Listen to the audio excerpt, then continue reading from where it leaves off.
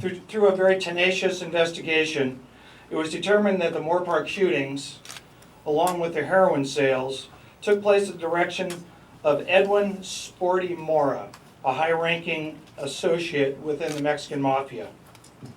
Mr. Mora worked in the direction of another gentleman, Martin Evil Madrigal, a high-ranking Mexican Mafia member, and through his wife Lena Fuentes had set up a criminal enterprise to commit these crimes and funnel money back to both of the individuals, their wives, and for the long-term benefit of the Mexican Mafia, a large gang throughout the United States and prisons throughout California.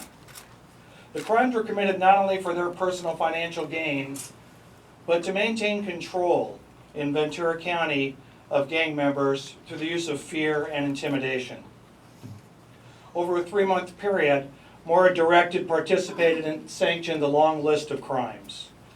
Those included sales and transfers of firearms on behalf of the Mexican Mafia, La M, extortion, home invasion robberies, and as you all know, home invasion robberies, some of the most dangerous that we face, because people go in, these gang members, these criminals go into people's homes while they're at home, take them over, threaten their lives, and it's a terrible, critical situation.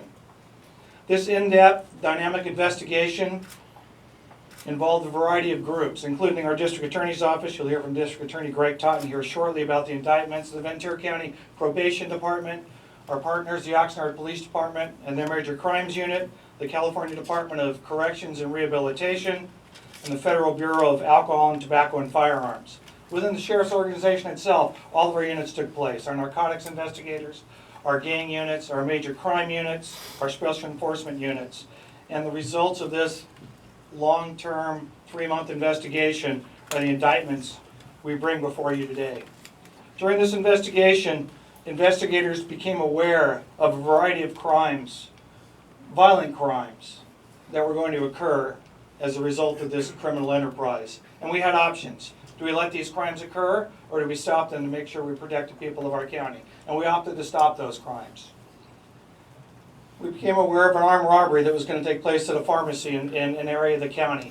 And our gang unit was there and caught the suspects, masks in hand and guns in hand, before they commit the crime. We became aware of 2 shootings, hits, that were going to occur. And our investigators were there on scene to stop it from happening and take the guns away from the suspect. As you can see in front of you, we've seized 32 firearms during this 3-month investigation, $36,000 in cash, a quarter pound of heroin, and in addition to the indictments that District Attorney Totten will talk to you about, 16 more people were involved and will probably be arrested as part of this ongoing, still continuing investigation. Ladies and gentlemen, these are hardcore criminal gang members. They wake up every day and try to decide where they're going to commit crimes that day and victimize the people of this county. We will continue to work with our partners and remain vigilant, because we can't become complacent because we live in such a safe area, because these gangs are active and involved everywhere. Justice is coming for the many criminals involved in this type of activity that would jeopardize the safety and lives of our families here in Ventura County.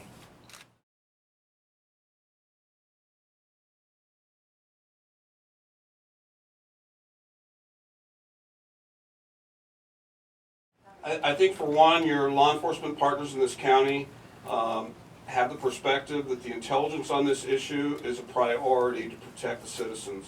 This is the first time we have seen, we know that Emmy is a violent street gang, prison gang, and they control by force and intimidation.